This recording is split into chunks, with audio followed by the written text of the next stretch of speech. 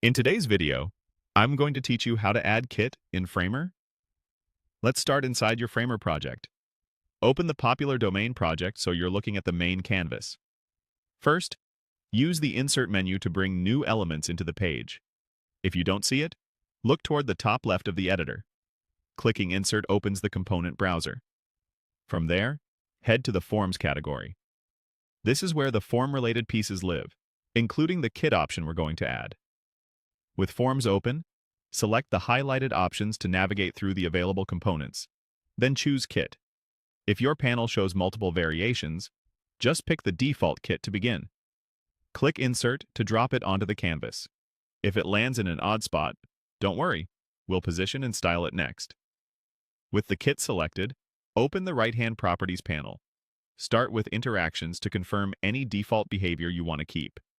Then move to Position and Size.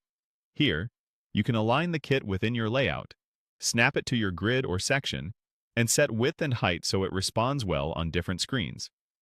A quick tip: using a fixed max width with stretch enabled often gives a clean, responsive look. Next, visit Effects if you want subtle shadows or depth. Keep these light so the form stays accessible and readable. In Styles, adjust text, colors, and spacing to match your brand. Use the highlighted controls to fine-tune paddings, corner radii, and states like hover and focus. Consistent spacing will make the kit feel native to your page, so take a moment to preview changes as you go. Back on the canvas, select the input field inside the kit to confirm the placeholder and label are correct. Then select the button and update its label if needed. For example, subscribe. If you're using an email field, make sure its validation is set properly in the properties so users see helpful feedback.